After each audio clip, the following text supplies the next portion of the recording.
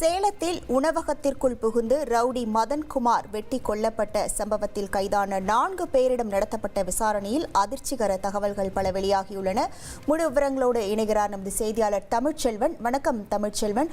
போலீசாரின் விசாரணையில் என்னென்ன அதிர்ச்சி தகவல்கள் வெளியாகி இருக்கின்றன, மேலும் இந்த கொலை வழக்கு தொடர்பான முழு விவரங்கள்?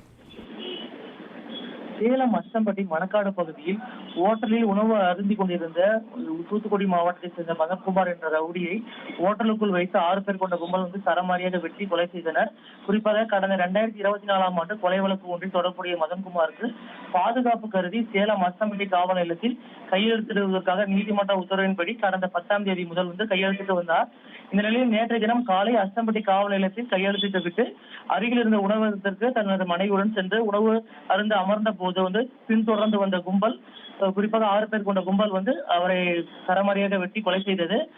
இந்த நிலையில் அவர் அந்த கும்பல் கொலை செய்து அந்த இடத்தை விட்டு தப்பி ஓடிய நிலையில் சேலம் காவல்துறையினர் அவரை தீவிரமாக தேடி வந்தார்கள். குறிப்பாக மதன்குமார் மீது 2 கொலை வழக்குகள் மற்றும் சரித்திர பதிவேடு ரவுடிகள் பட்டியலும் பெயர் இருப்பதன் காரணமாக இவருடைய முன்பகை காரணமாக இந்த கொலை சம்பவம் நடந்ததா என்ற கோணத்திலும் காவல்துறையினர் விசாரணை மேற்கொண்டு வந்தாங்க.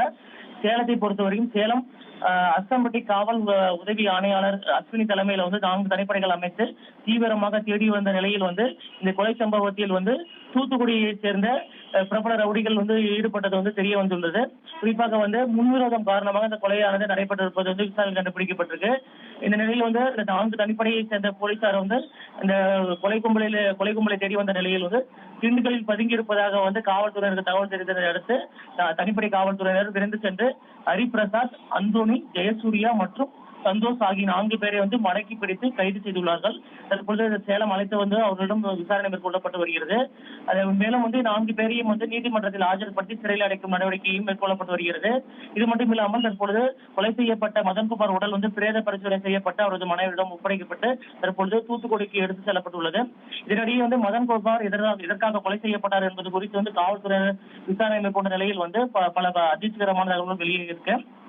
குறிப்பாக ஹரிபிரசாத் மற்றும் மதன்குமார் 2 பேருக்கு இடையே கோஷ்டி பிரச்சனை இருந்த காரணமாக கடந்த சில நாட்களுக்கு முன்பாகவே மதன்குமாரை கொலை செய்யும் முயற்சியில் ஹரிபிரசாத் ஈடுபட்டுள்ளார். அப்பொழுது அவரை வெட்டியதில் அவர் 2 விரல்கள் துண்டாகி அப்பொழுது உயிர் பிழைத்த நிலையில் மீண்டும் இவரை கொலை செய்வதற்காக திட்டம் தீட்டி வந்தது